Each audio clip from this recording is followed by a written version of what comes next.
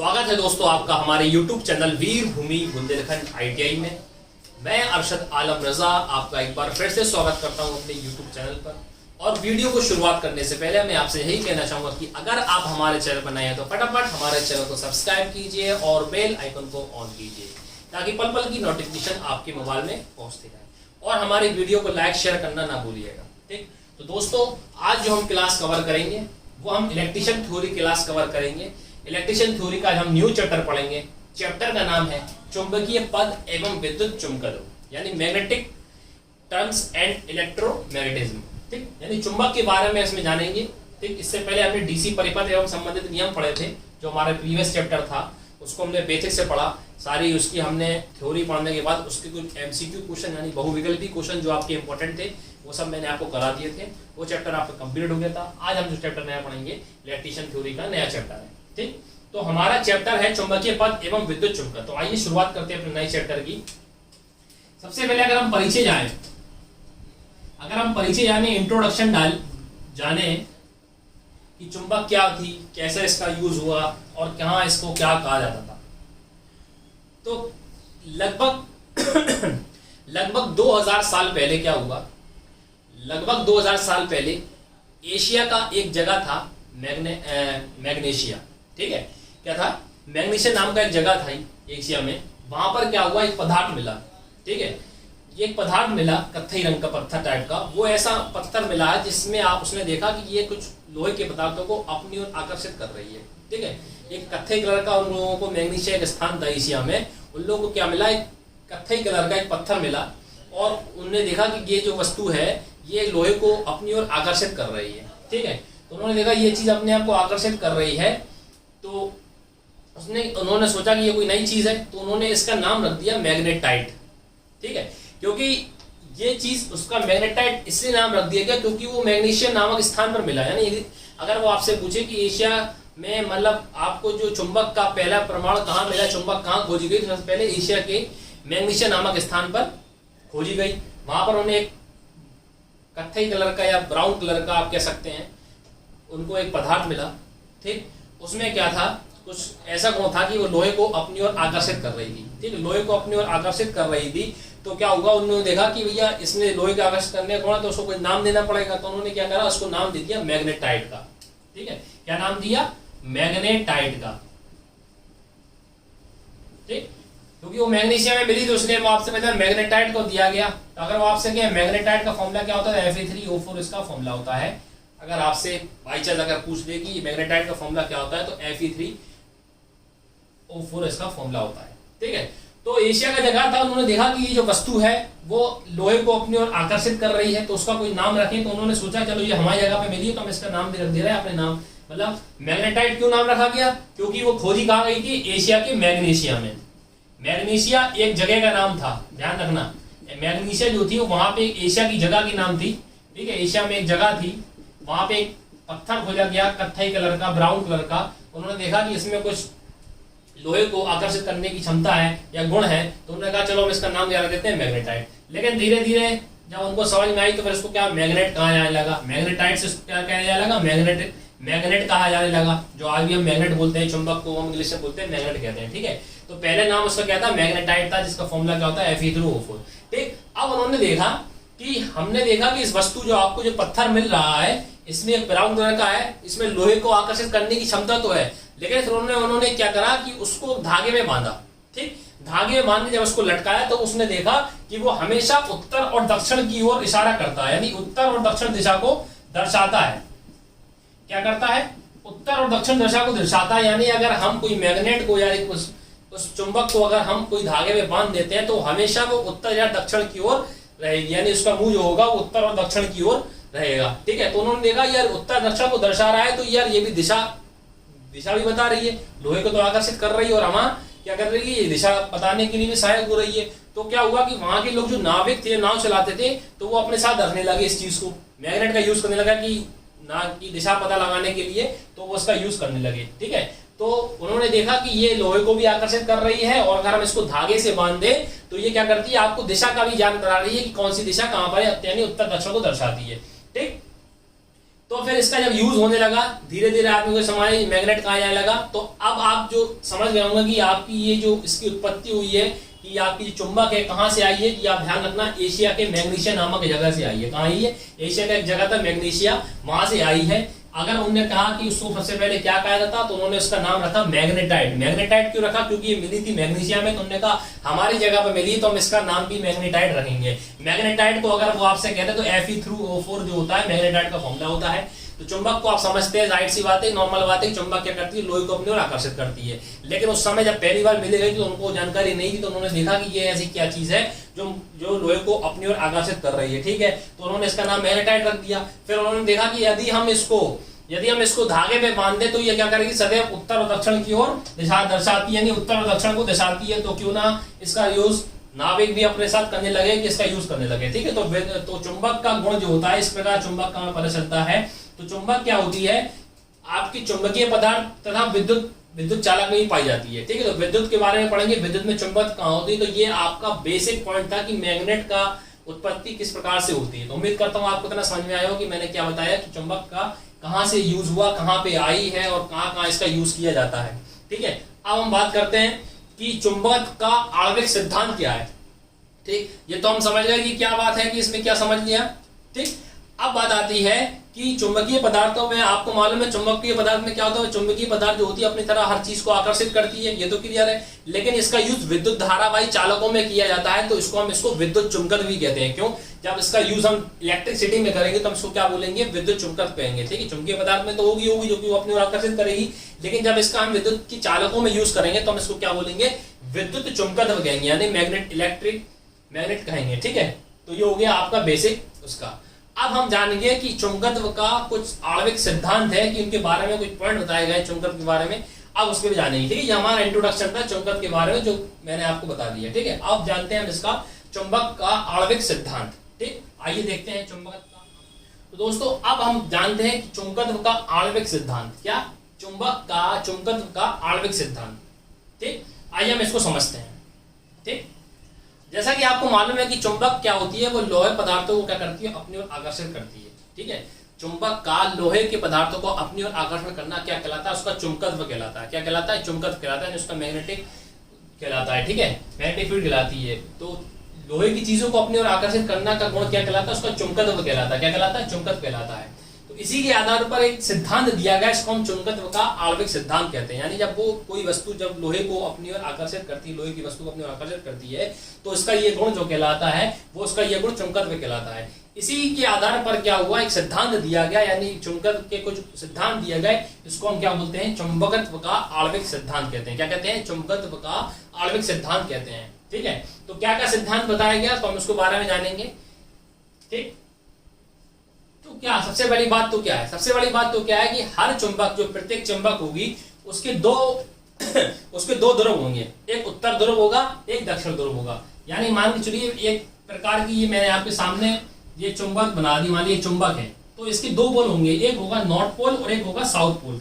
हिंदी में कहें तो एक उत्तर होगा, एक दक्षिण ध्रुव होगा। तो सबसे बड़ी बात क्या होती है, प्रत्येक चुंबक के दो ध्रुव होते हैं, एक होता है आपका नॉर्थ और एक होता है साउथ, यानी उत्तरी ध्रुव और दक्षिणी ध्रुव, ठीक। जो प्रत्येक अणु स्वयं जो होता है वो चुंबक का व्यवहार करता है, यानी प्रत्येक जो ध्रुव है जो आपका, वो एक चुंबक के भांति व्यवहार करता है। यानी जो ध्रुव है, यानी ये भी एक चुंबक है, यानी एक ध्रुव भी होगा, जितने पार्ट होंगे जितने ध्रुव होंगे, वो एक तरह के चुंबक के प्रकार, चुंबक के भांति व्यवहार करेंगे। तो सबसे बड़ी बात क्या मैंने क्या बताई कि चुंबक के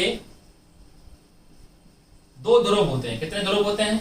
चुंबक के दो ध्रुव होते हैं, ठीक है, दो ध्रुव होते हैं। एक होता है आपका उत्तरी ध्रुव और एक होता है आपका दक्षिणी ध्रुव, ठीक।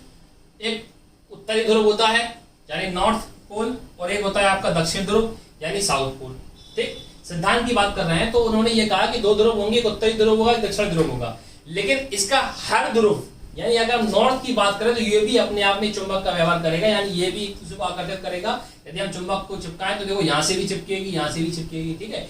तो हर ध्रुव अपने आप में चुंबक के भांति गुण रखता है। हर ध्रुव, अगर उत्तर ध्रुव है तो वो अपने अंदर चुंबक का गुण रखता है, ठीक। दूसरी बात क्या आती है, सिद्धांत में क्या दिया गया कि यदि हम किसी चुंबक को दो टुकड़े कर दें, ये मान के चलिए जैसे मैंने आपसे कहा कि ये एक आपकी चुंबक है जिसका नॉर्थ पोल ये हो गया और दूसरा हो गया साउथ पोल। ठीक, एक हो गया आपका नॉर्थ पोल और एक हो गया आपका साउथ पोल, यानी एक हो गया आपका उत्तरी ध्रुव और एक हो गया दक्षिणी ध्रुव। अब हम क्या करें कि इसको हम भाग दें, यानी इसको हम बीच से अलग कर दें या इतने टुकड़े कर दें। मान चलो हमने इसकी 2 3 4 हमने अपने मन से इसके टुकड़े कर दिए, अनुग्रहित कर दिए। इतनी बड़ी चुंबक थी और हमने इसके अपने टुकड़े कर दिए, विभाजित कर दिया।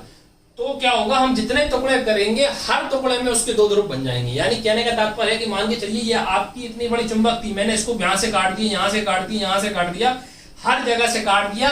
अगर ये जितना भी कटेगा तो अपने आप में 2 ध्रुव बना लेंगे। जरा सा पार्ट भी बनेगा तो उसमें भी 2 ध्रुव होंगे।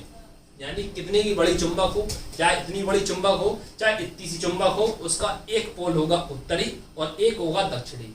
यदि हम चुंबक को आपस में विभाजित कर देते हैं, बीच में से हम विभाजित कर देते हैं, उसको अलग कर देते हैं, तो हर चुंबक के 2 ध्रुव होंगे। हर चुंबक में उत्तरी ध्रुव भी होगा, दक्षिणी ध्रुव भी होगा। ठीक है, तो ये भी इनका सिद्धांत बताता है। पहली बात तो मैंने आपको बताई कि चुंबक में क्या होता है, 2 ध्रुव होते हैं, एक होता है उत्तरी, होता है दक्षिणी। ठीक, दूसरी बात मैंने आपको ये बताई कि चुंबक के अगर हम विभाजित कर दें, यानी चुंबक को हम बांट दें, यदि एक बड़ी चुंबक ली और हमने इसको काट दिया, यहां से काट दिया, यहां से काट दिया, यहां से काट दिया, माना अलग अलग भागों में हमने बांट दिया, तो उसके जितने भाग होंगे उन सब में 2-2 पोल बन जाएंगे। ठीक है, तो ये कहने का तात्पर्य ये नहीं है कि मैंने इतनी बड़ी चुंबक थी या इतनी बड़ी मैग्नेट थी, इसके 2 पोल आपको दिख रहा है, एक नॉर्थ पोल एक साउथ पोल। ठीक, लेकिन अगर मैं इसको काट दूं तो उसका जो छोटा से छोटा भाग होगा उसके अंदर भी 2 पोल बन जाएंगे। यानी चुंबक की हम विभाजित करते रहेंगे और उसके अंदर पोल बनते जाएंगे। ठीक है, तो एक सिद्धांत इसका ये हो गया कि 2 पोल होंगे। एक सिद्धांत ये हो गया कि अगर हम उसको बीच से काट दे तो हर पोल में, मतलब हर भाग में उसके 2 भाग हो जाएंगे। ठीक, तीसरी बात क्या कही? ठीक, तीसरी बात ये कहा है कि प्रत्येक पदार्थ के अणु में चुंबक का गुण होता है। यानी कोई भी पदार्थ होता है, ठीक, उसमें क्या जो चुंबक का गुण होता है वो किसके कारण होता है? वो उसमें उपस्थित इलेक्ट्रॉन के कारण होता है। ये क्वेश्चन बहुत इंपॉर्टेंट है कि किसी भी पदार्थ में चुंबकत्व का गुण, यानी इसमें जो चुंबक का जो गुण है इलेक्ट्रॉनों की उपस्थिति से होता है। किसकी उपस्थिति से होता है? इलेक्ट्रॉनों की उपस्थिति से होता है। यानी वो आपसे पूछ सकता है कि यदि कोई चालक है, यानी कोई पदार्थ है, उसमें चुंबकत्व का गुण है तो किसकी उपस्थिति से होता है? ये क्वेश्चन बन सकता है। तो आप ध्यान रखिएगा, जो आपका इलेक्ट्रॉनों की उपस्थिति होगी, आपको इस प्रकार क्वेश्चन दे सकता है कि किसी भी चालक में चुंबकत्व का गुण किसकी उपस्थिति से होता है? इलेक्ट्रॉन की, प्रोटॉन की, न्यूट्रॉन की, या इनमें से कोई नहीं। तो ध्यान रखना कि किसी भी पदार्थ के चुंबकत्व का गुण जो होता है वो उसके इलेक्ट्रॉनों की उपस्थिति से होता है। यदि किसी पदार्थ में अगर इलेक्ट्रॉन है तो उसमें इलेक्ट्रॉन की उपस्थिति है तो क्या बात है, यानी उसमें चुंबकत्व है, मैग्नेटिक है। ठीक, मैग्नेट है, इसलिए होता है। ठीक, अब आप क्या बात आती है कि सामान्य अवस्था में क्या होता है, सामान्य अवस्था में क्या होता है कि प्रत्येक तत्व जो होता है अणु से मिलकर बना होता है। किससे बना होता है? अणु से मिलकर बना होता है। तो उसमें अणु उपस्थित होते हैं, हर तत्व में क्या होता है? अणु उपस्थित होते हैं। ठीक, ये आपको मालूम था, जो मैंने आपको इससे पहले चैप्टर में पढ़ाया। लेकिन जो आपका अणु होता है उसका परिणामी चुंबकत्व जो होता है वो शून्य होता है। क्या होता है? अणु के अंदर जो आपका चुंबक होता है वो कुछ नहीं पढ़ा जाता। मतलब अगर आपसे कहे कि अणु के अंदर चुंबकत्व, परिणामी चुंबकत्व कैसा होता है, तो अणु के अंदर जो होता है चुंबकत्व शून्य होता है। परिणामी चुंबकत्व जो होता है वो शून्य होता है। इसलिए मैं आपसे कहता हूं कि इसलिए क्या होता है कि आपकी जो तत्वों में, मतलब जो अणु होती है उसमें चुंबक की स्थिति नहीं पाई, चुंबक के गुण नहीं पाते, यानी उसकी स्थिति क्या कहलाती है? अचुंबकीय स्थिति कहलाती है। तत्व की जो अणु होगा उसमें कभी भी चुंबकत्व नहीं पाया जाता है। ठीक, चुंबकत्व नहीं पाए, चुंबकत्व का गुण नहीं पाया जाता, तो परिणामी चुंबकत्व रहता है। तो इसलिए उसकी स्थिति कहलाएगी वो आपकी अचुंबकीय स्थिति कहलाएगी। ठीक, इतना इंपॉर्टेंट नहीं, इतना मैंने आपको ये बात बताई, इतनी मैंने इंपॉर्टेंट आपको ये बताई। ये बहुत इंपॉर्टेंट है कि किसी भी पदार्थ में चुंबकत्व का गुण जो होता है वो इलेक्ट्रॉनों की उपस्थिति से होता है। किसकी उपस्थिति से होता है? इलेक्ट्रॉनों की उपस्थिति से होता है। ठीक, एक चौथी बात क्या होती है कि जब भी किसी पदार्थ पर कोई बाह्य चुंबकीय क्षेत्र स्थापित की जाए, यानी कहने का तात्पर्य है कि कोई चुंबकीय पदार्थ है, मान के चलो कोई चुंबकीय पदार्थ है, ठीक, इसके बाहर भी कोई चुंबकीय पदार्थ लाया जाए, ठीक है, यानी उसके बाहर की ओर हम चुंबकीय क्षेत्र, यानी आपने देखा होगा कि अगर हम कोई मैग्नेट लेते हैं, ठीक, और उसके बाहर से हम चुंबक को आगे पीछे घुमाएं तो देखना चुंबक क्या होती है, वो जिस दिशा की ओर, उस दिशा की ओर आकर्षित होती है। होती है कि नहीं होती है, एक निश्चित अनुसार आकर्षित हो जाती है, ठीक है। तो उसमें भी उत्तरी ध्रुव दक्षिण ध्रुव हो जाता है, ठीक है। तो मैंने क्या क्या पॉइंट बताया चुंबक के आणविक सिद्धांत में। चुंबक के आणविक सिद्धांत अगर आपसे बात करें तो चुंबक का आणविक सिद्धांत क्या होता है कि प्रत्येक पदार्थ में, लोहे पदार्थ में चुंबक को आकर्षित करने का गुण क्या कहलाता है, चुंबकत्व कहलाता है, ठीक है। इसी के आधार पर चुंबक का आणविक सिद्धांत दिया गया। आणविक सिद्धांत में क्या कहा गया, सबसे पहली बात की गई प्रत्येक चुंबक के दो पोल होंगे, यानी दो ध्रुव होंगे। एक होगा आपका उत्तरी ध्रुव होगा, एक आपका दक्षिणी ध्रुव होगा, ठीक। दूसरी बात मैंने ये कहा कि आपकी जो चुंबक होगी, जो मैग्नेट होगी, अगर हम उसके कितने भी टुकड़े कर दें, यानी आपके पास इतनी बड़ी, मान के चलो इतनी बड़ी आपके पास, बहुत बड़ी आपके पास चुंबक है, ठीक है। आपने उसको कितने भाग कर दिए, 1 2 3 4, यानी आपने अनगिनत उसके भाग कर दिए। तो आप ध्यान रखना, जितनी बार आप जितना भाग करोगे, यानी मान के चलो आपने इसमें से ये भाग कर दिया, हर भाग में दो ध्रुव बन जाएंगे, यानी जितने पार्ट करोगे हर पार्ट में दो पोल बन जाएंगे ऑटोमेटिकली चुंबक के, ठीक है। तो ये नहीं कहना कि ये दो, एक चुंबक है मैंने तो काट दिया, तो अगर ये छोटी सी चुंबक है तो उसके अंदर भी दो ध्रुव बन जाएंगे। ये सिद्धांत में कहा गया कि कितनी, अगर हम चुंबक को विभाजित कर दें तो उसके हर विभाग में, हर भाग में चुंबक के दो पोल रहेंगे, उत्तरी और दक्षिणी ध्रुव।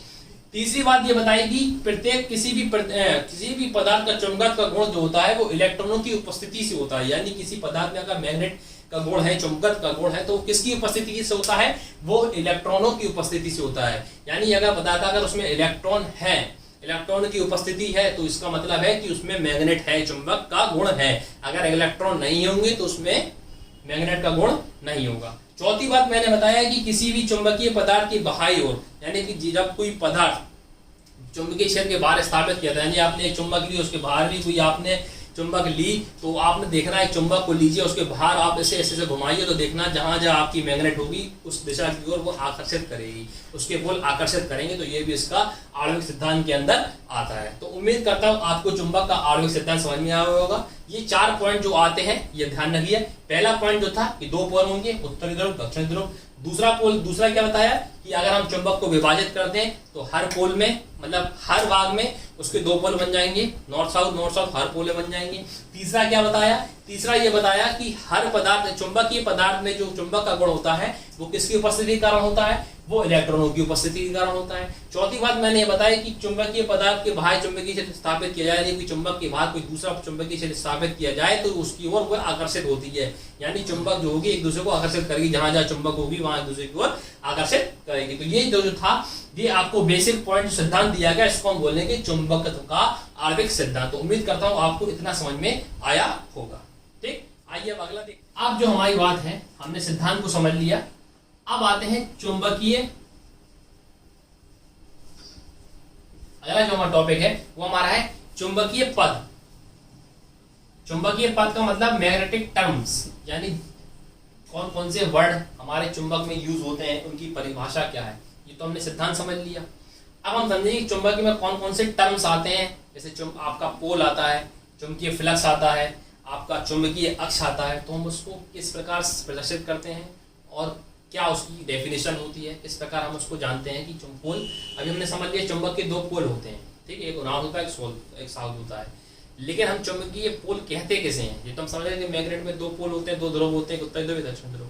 लेकिन उसकी परिभाषा क्या है, किस प्रकार पहचानेंगे कि अगर हमसे कहे कि चुंबकीय में, चुंबक में ध्रुव क्या होता है, ध्रुव को हम क्या कहेंगे, मतलब कैसे प्रदर्शित करेंगे, कैसे समझाएंगे कि चुंबक का ध्रुव क्या कहलाता है, ठीक है। तो सबसे पहला पॉइंट जो आता है वो आपका आता है ध्रुव। क्या, ध्रुव। इसको हम इंग्लिश में बोलते हैं पोल। क्या बोलते हैं, पोल, ठीक। तो पोल क्या होता है, ठीक। तो पोल वो होता है कि चुंबक के जिस बिंदु पर चुंबकीय बल रेखाओं की तीव्रता जहां अधिकतम होगी, यानी चुंबक का जो आपका जो बिंदु हो, यानी कोई चुंबक है आपके सामने, कोई मैग्नेट है, मान चलो ये मैग्नेट है, ठीक। जिस बिंदु पर, यानी मान चलो जिस बिंदु पर चुंबकीय बल की रेखाएं, मतलब जो आपकी चुंबकीय बल रेखाएं निकलती हैं वहां तीव्रतम हो, यानी अधिक हो, ठीक है। यानी जिस बिंदु पर चुंबकीय बल रेखाओं का मान अधिकतम हो या तीव्रतम हो वो उसका पोल कहलाता है। क्या कहलाता है, पोल कहलाता है। तो क्या परिभाषा हुई, चुंबक के वह बिंदु पर जहां पर चुंबकीय बल रेखाओं का तीव्रतम मान हो वह बिंदु ध्रुव कहलाता है। ठीक, तो साइंस ने जो आपकी ध्रुव की परिभाषा दी है वो ये कहा है कि चुंबक के वह बिंदु पर जहां पर चुंबकीय बल रेखाओं का मान तीव्रतम या अधिकतम हो वो उसका क्या कहलाएगा, पोल कहलाएगा। क्या कहलाएगा, ध्रुव कहलाएगा। ठीक है, यानी जिस बिंदु पर आपका चुंबकीय बल रेखाएं जो होती है, जो निकल रही होती है, वो जहां ज्यादा अधिक मात्रा में पाई जाए तो वो उसका क्या कहलाएगा, वो उसका ध्रुव कहलाएगा। ठीक है, तो ये इसकी डेफिनेशन है। तो अगर आपसे पूछा जाए कि डेफिनेशन क्या है, मतलब परिभाषा क्या है, तो चुंबक का वह गुण जहां पे चुंबकीय बल रेखाओं का मान तीव्रतम हो या अधिकतम हो वो उसका क्या कहलाता है, पोल कहलाता है। तो पोल आप समझ गए, जैसे ये नॉर्थ पोल है, ये साउथ पोल है, यानी एक उत्तरी ध्रुव है, एक दक्षिणी ध्रुव है। तो अब आपको मालूम है कि ध्रुव के कितने प्रकार होते हैं, ध्रुव 2 प्रकार के होते हैं।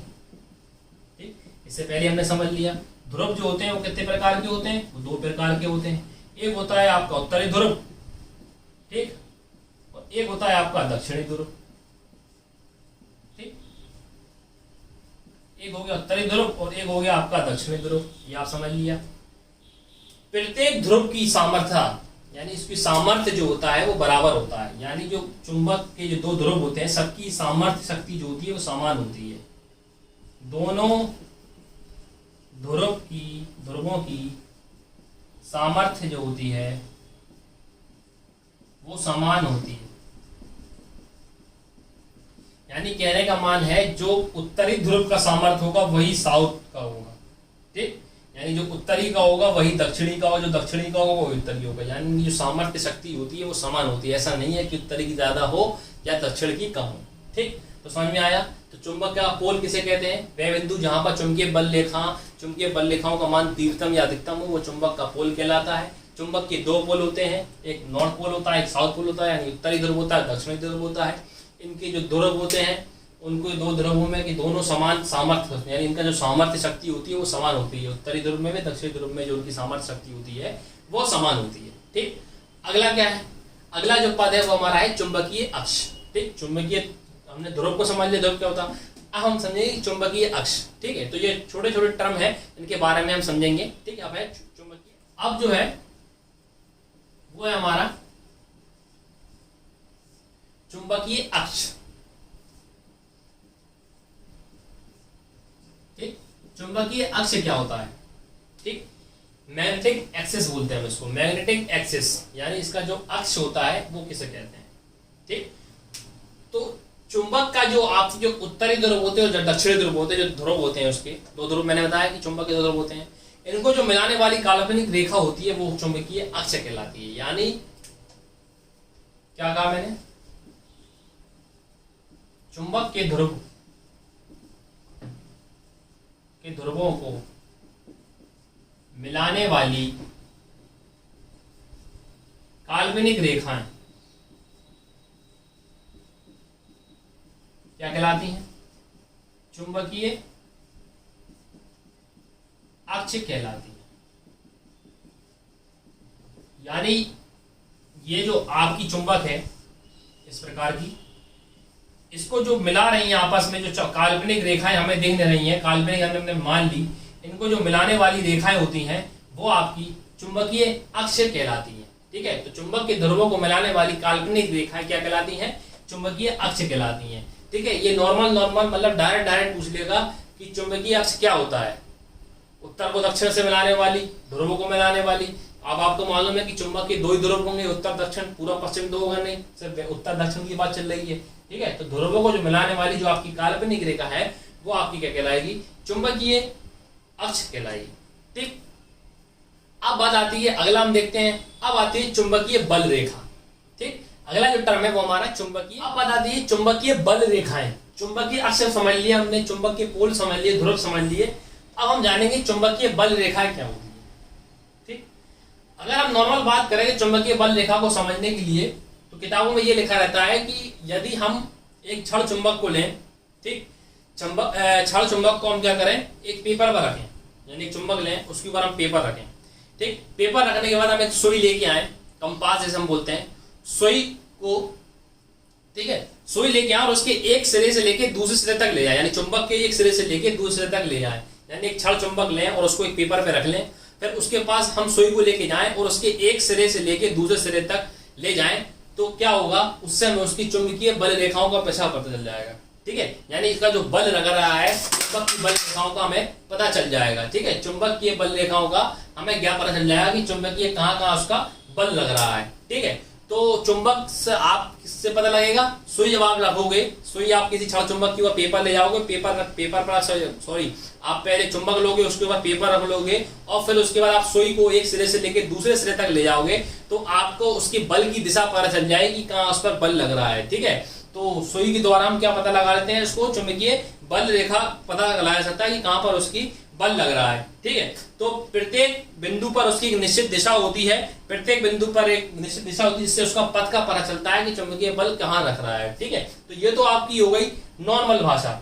नॉर्मल में मैंने क्या कहा कि यदि हम किसी छड़ चुंबक के ऊपर पेपर रख दें, पेपर के ऊपर पेपर रखने के बाद हम क्या करें, सुई लेके आए, सुई को एक सिरे से लेके दूसरे सिरे तक ले जाएं, तो क्या होता है, उससे हमें क्या पता चलता है, उस पर चुंबकीय बल रेखाओं की दिशा पता चल जाती है, कहाँ का बल लग रहा है, यानी बल की दिशा पता चल जाएगी कि यहाँ चुंबकीय है, यहाँ से चुंबकीय बल रेखाएं निकल रही है, तो यहाँ जहाँ पे बल लगेगा उससे बल रेखाओं का ज्ञात हो जाएगा। ठीक है, तो उसकी निश्चित दिशा का पता चलता है, तो ये क्या कहलाती है, चुंबकीय बल रेखा कहलाती है। लेकिन दूसरे शब्दों में अगर हम कहें तो कहते हैं कि चुंबकीय बल रेखा एक ऐसा रेखा है, चुंबकीय बल रेखा एक ऐसा वक्र है जिसके द्वारा खींची गई स्पर्श रेखा उस बिंदु पर कार्यरत बल की दिशा का पता चलता है। यानी चुंबकीय बल रेखा एक ऐसा गुण है, ठीक है, चुंबकीय बल रेखा एक ऐसा गुण है, यानी एक ऐसा वक्र है जिसके द्वारा हम स्पर्श रेखा के द्वारा उस बिंदु पर कार्यरत चुंबकीय बल की दिशा को पता लगा सकते हैं कि चुंबकीय बल कहाँ लग रहा है। ठीक है, तो एक ऐसा वक्र है जो कि उसके में लगने वाले चुंबकीय बल को प्रदर्शित करता है, उसको हम क्या बोलते हैं, चुंबकीय बल रेखा कहते हैं। ठीक है, तो चुंबकीय बल रेखा किसे कहते हैं, चुंबकीय बल रेखा एक ऐसा वक्र है, ऐसा वक्र है जिसे किसी बिंदु पर द्वारा खींची गई स्पर्श रेखा से यह पता चलता है कि चुंबकीय बल की दिशा कहाँ है, मतलब चुंबकीय बल रेखा किस दिशा की ओर लग रहा है, तो हम उसको क्या बोलेंगे, चुंबकीय बल रेखा कहेंगे। ठीक है, तो उसको हम कहेंगे चुंबकीय बल रेखा। ठीक, तो दोस्तों आज हमने क्या जाना, हमने आज बेसिक से मैग्नेट को जाना कि मैग्नेट क्या हुई, कैसे इसकी उत्पत्ति हुई, क्या इसका नाम रखा गया और इसमें कौन कौन से गुण पाए जाते हैं। ठीक, मैग्नेट के बारे में फिर हमने इसका सिद्धांत पढ़ा कि इसका आणविक सिद्धांत क्या था, किस प्रकार इसमें जो पॉइंट बताया आणविक सिद्धांत में कि कितने पोल होते हैं और किसकी उपस्थिति से चुंबक का गुण होता है, और अगर हम इसको विभाजित कर दे तो क्या होगा, ये इसके गुण में आ गए। फिर हम जो पढ़ रहे थे वो हम पढ़ रहे थे चुंबकीय पद यानी टर्म, जिसमें हमने एक टर्म को कवर कर रहे हैं। हमने पहले पोल को पढ़ा कि चुंबकीय पोल क्या होता है, यानी ध्रुव क्या होता है। ठीक, फिर हमने पढ़ा कि उसका चुंबकीय अक्ष क्या होता है, और अभी हमने पढ़ा चुंबकीय बल रेखा। ठीक है, तो चुंबकीय बल रेखा हमने इतना समझा दिया। अभी जो आपकी नेक्स्ट जो क्लास होगी, नेक्स्ट ईयर बोल दिया, आपकी जो नेक्स्ट क्लास होगी तो उसको हम इसी से उठाएंगे। चुंबकीय बल रेखा थोड़ा बड़ा टॉपिक है, इसके कुछ गुण भी होते हैं अलग से, तो वो भी हम समझाएंगे। आज के लिए इतना काफी है, और आपको अगर हमारी वीडियो पसंद आई है तो हमारे वीडियो को लाइक कीजिए और कमेंट कीजिए, ठीक है, और शेयर भी कीजिए, और हमारे चैनल को सब्सक्राइब करना ना भूलिएगा। तो मिलते हैं आपको नेक्स्ट वीडियो में, तब तक के लिए नमस्कार।